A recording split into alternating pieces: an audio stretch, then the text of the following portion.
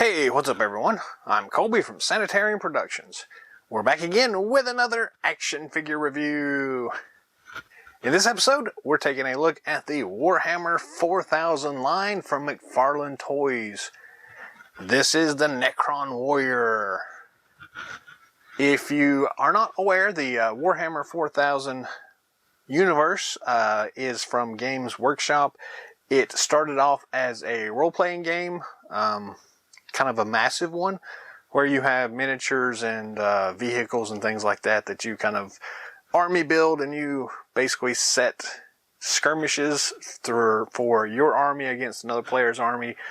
Very cool, very complicated, well, semi-complicated. It can get complicated. Anyways, it's a cool role-playing game. You should go check that out if you have any interest in that kind of scenarios. Some of the miniatures are like this. So, but this one is actually from McFarlane Toys. They've taken that Warhammer series and turned it into a 6-inch line. So, I'm stoked about it. I did a previous video for the Space Marines, or Ultramarine, or however you want to look at that. It's the Space Marine. You can go check that out in some of our past videos, but today, the Necron Warrior is what we're here to look at, so let's take a look here. The package looks really awesome. A nice big window box showing the full figure here, all the accessories, very cool looking. The side has some nice artwork here for the Necron Warrior. The back shows you some of the other figures in the line. There is the Ultramarines Primaris Assault Intercessor, which is what we have previously reviewed, and this is the Necron Warrior. This is the first wave of the Warhammer series from McFarlane, so there were only 2 figures released, the Necron and the Ultramarines. They also did the Ultramarine as a an artist-proof kind of concept, which was basically an unpainted version of the figure, all in gray. Very cool concept. Side art here, again, some of that cool Necron stuff going on there. Bottom shows copyright information. I guess I could turn it this way so you could maybe see that a little bit better. How's that? 2020 is the copyright on these things, and it's actually a 7-inch figure. I think I had said 6-inch scale, but it's 7-inch scale, so very cool looking, very, very nice. We're going to go ahead and open this guy up here and see what this guy's about. So, we got the Space Marine out. We need a bad guy for him to battle. So, little piece of tape here at the bottom. Slide this out. They have announced a new wave of these things, so I guess it's wave 2 that they're on. These were available in most retail spaces, so they were like at Walmart for a while. GameStop carried them, maybe some other places I'm not really sure about, but figure comes out on the blister. Got some nice artwork here on the back of this backer card. Very subtle yellow, kind of mustardy green color. And we do have our figure stand here, which is a pain to get out. But I'm going to do that real quick here. Well, I'm going to try to do that real quick here. There's probably a better way to do this, but I'm not sure, so we're just going to do it this way. There. That gets thrown to the side now. The only really thing I don't like about these McFarlane figures is the way they do package these silly stands. I'm just really not a fan of that. It should really be like taped to the back of this would be much better. But it is what it is. So the figure itself has a couple of rubber band things holding it in place. So we're going to have to cut. It looks like there's just one there. And the weapons don't look like they have anything holding them on either, so that's kind of cool. Slice that off to begin with. Let's pop the weapons out here first. And I was wrong, there is a rubber band holding this one in as well. So let me chop that one off. I guess that's what I get for not paying attention. There we go. That one's done.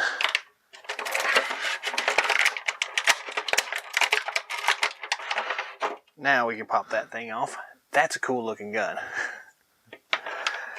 Then we have this scarab thing here and the figure itself. So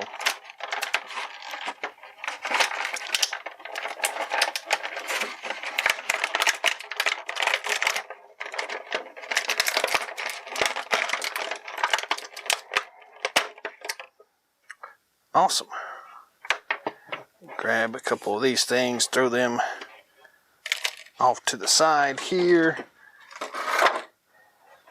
And let's see here. So as far as the weapons go, this is a Canoptic Scarab, and this is the Gauss Flare. So now you know. And knowing is half the battle, right? Alright, let's zoom in just a little bit here, and then we'll take a closer look at all this good stuff and see what's going on. So the Gauss Flare is the first thing we're going to look at. It is an awesome looking gun. It is a crazy looking gun, but it's an awesome looking gun here. They've managed to put in quite a few details in this thing, and I'm really happy about that. The one problem I think I had with the Ultramarine was that it kind of lacked some details, though it really didn't. It was a big clunky piece of plastic. Though it looked cool, I like seeing these smaller bits of detail on here, so it's not just like a large piece of plastic here. The color on here pops very nicely as well. I like that use of the kind of carbide gray and the neon green. Some highlight colors here for the blades. Flipping it over to the other side, we've got the handle here. Very cool looking though. I like this thing a lot. Nice hoses. It is also made out of that kind of soft plastic, so it's a little bit bendy. The blades are very bendy. Very bendy. The base, not as bad as I was expecting it to be. And then the handle, you can kind of wiggle it a little bit here, there, and about. So you're not going to break it, I don't think, but it's still a little odd to have it be that kind of bendy. So let's see how this thing fits in this guy's hand. One of the issues I had with the Space Marine was that the fingers were just not really all that conducive to putting weapons in the hand. So this guy seems a little bit more flexible.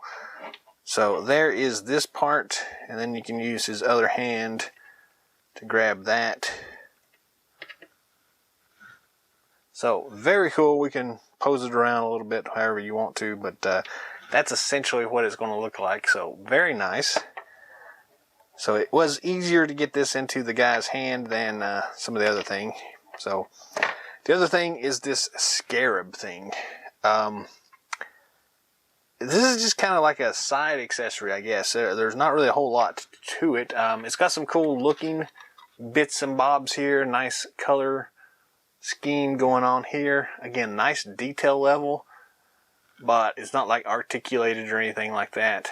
The little leg things are bendy, though I'm a little worried those might break off at some point, because they do seem to be a little too bendy right there. But there's not like a place for it to attach like a backpack or anything. So I mean, you can shove it in places and get it to attach, but as far as actually where it's supposed to go, I don't know. So I mean, you can hide it in lots of places,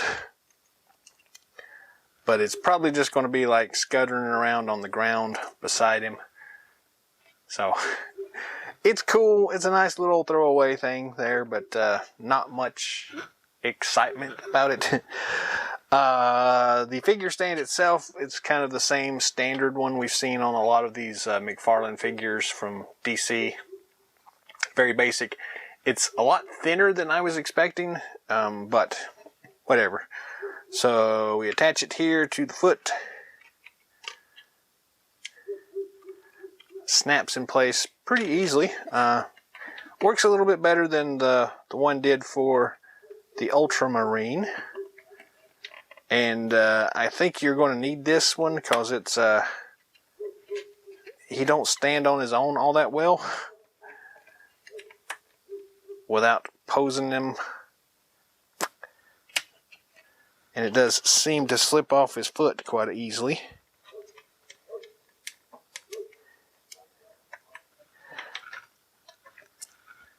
So it works pretty well for what it is, but yeah. You will probably end up needing that. He's not going to stand up very well on his own. At least not without a little bit of posing and making the thing go where you want to. So you're definitely going to need that battle stand. So since we have the figure here, let's go ahead and look at the figure. I'll be quiet. So this thing looks amazing here. It has some really cool looking detail here. The paint apps on it are also very nice here. It's got a bit more detailing on the paint than the Ultramarine. And I like that. It's got like a black wash applied to it. It very much makes this look like old and rusty. So perfect for these kind of undead, kind of cyborgy things here, these Necron Warriors. So I am really digging that very much. It looks really cool. I like that extra level of paint detail. It just makes it look much nicer. But the detail level, again, looks very nice. You've got all these cool little rivets here, there, and about. You've got these nice cracks here, there, and about. You can see all the way through, like where the things are decaying and rusting. Let's see if I can move this light up just a little bit here. So, very nice little, like, entrails coming out here. These, like, battle damage bits. Very, very cool all the way around.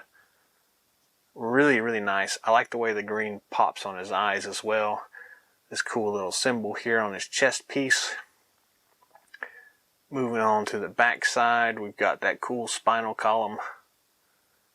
Again, like corrosion on some of these pieces. Just very, very nice. And I like the way that these things are kind of mismatched.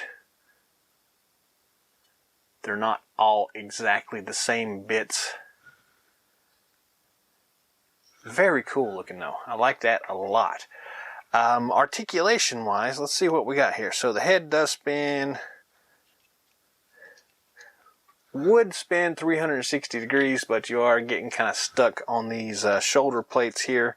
But you also have up motion, down motion, side head tilt. Quite a bit going on there. So yeah, about there and about there. You can probably wiggle it to get it to go 360 degrees, but yeah, very cool looking. The shoulder joints are those kind of cool ball joints. So you go 360 up. Well, again, you're going to hit that little plate right there. And then back. But then it also like swivels up and down and frontwards and backwards and pivots and just shifts kind of all the way around. So that is very cool. It does also move up and down like that. It's got kind of a snap to it.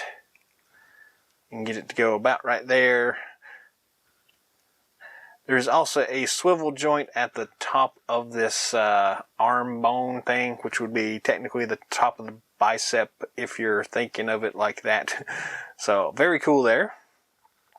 Then we have a single elbow joint here.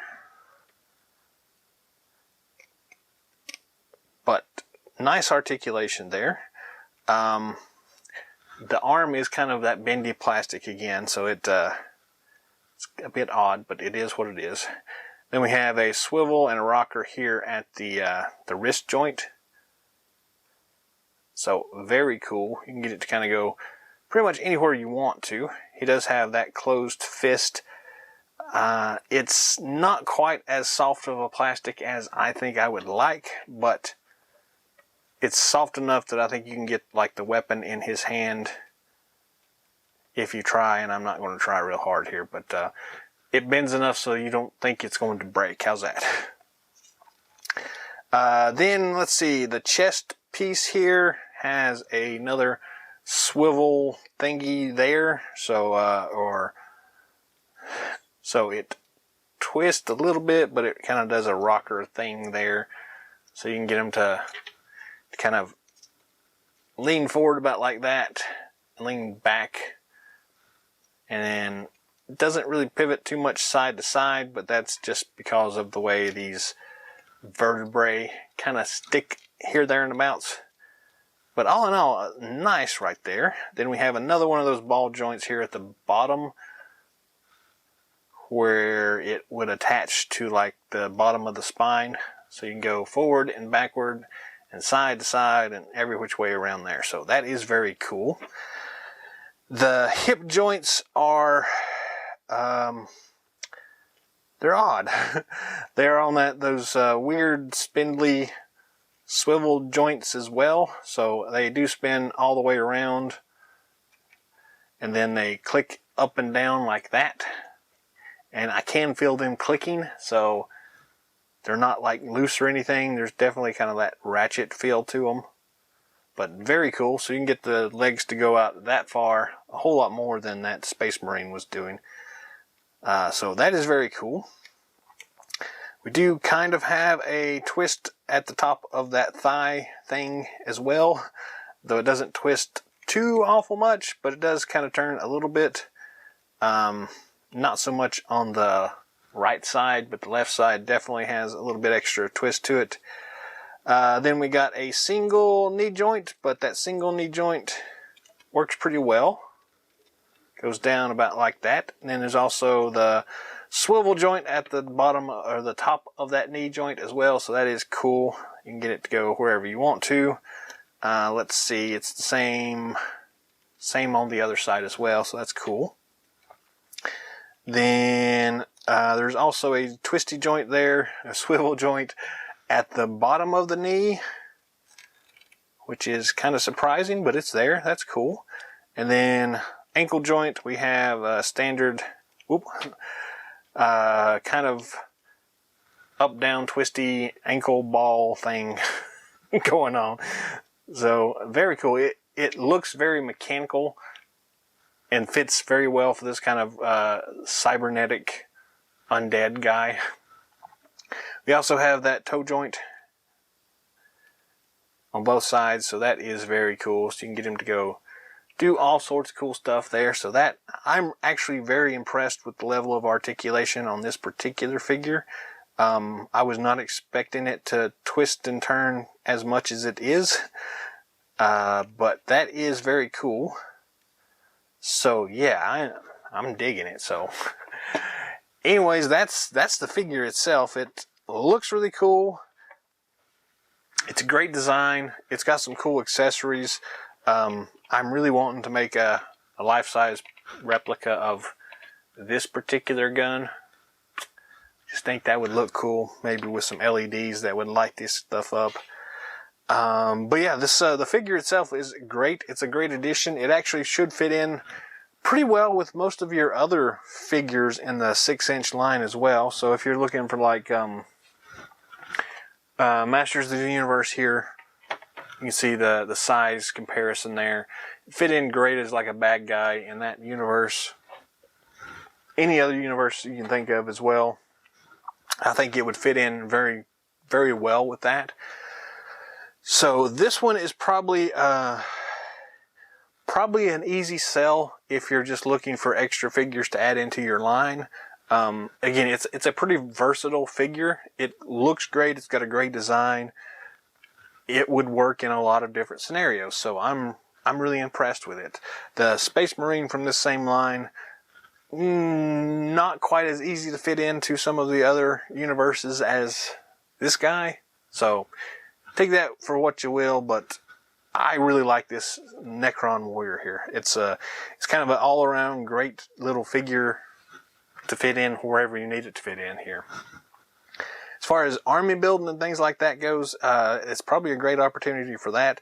There's not a lot of variation in them, but the whole kind of point of the Warhammer universe in the tabletop gaming world is that army building skirmish game kind of thing. So having a lot of these guys around definitely makes a lot of sense to me for that kind of purposes, though I don't expect we'll ever see, you know, tanks and things like that in this scale. But who knows, maybe if this line does well enough at the beginning that later on down the road they'll be able to kind of incorporate some of those thoughts. But yeah, we'll just have to wait and see. But I'm digging this thing.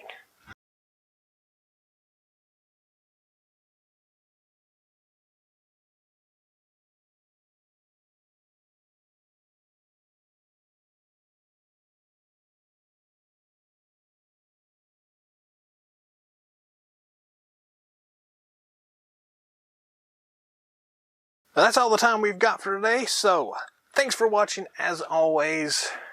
Like, share, subscribe, whatever you feel like doing. Drop some comments down below. Let me know what you think of this figure here. How does this Necron Warrior fit into your play pattern or collecting pattern or whatever it is? What do you think about this guy? Is he cool in your head or is he not cool? I'm digging it. Have you picked up any of the rest of the Warhammer figure series? Or have you seen some of the previews of some of the upcoming figures? And if so, you know, what have you thought about those? If you're big into the actual Warhammer tabletop system, you know, how does this compare to some of the actual Necrons from the game itself? I'm interested to hear what your thoughts are. So put those down in the comment section. That's what it's there for. If you'd like to see anything in future episodes, let me know and I'll do my best to get it out in front of y'all. Until next time, game on!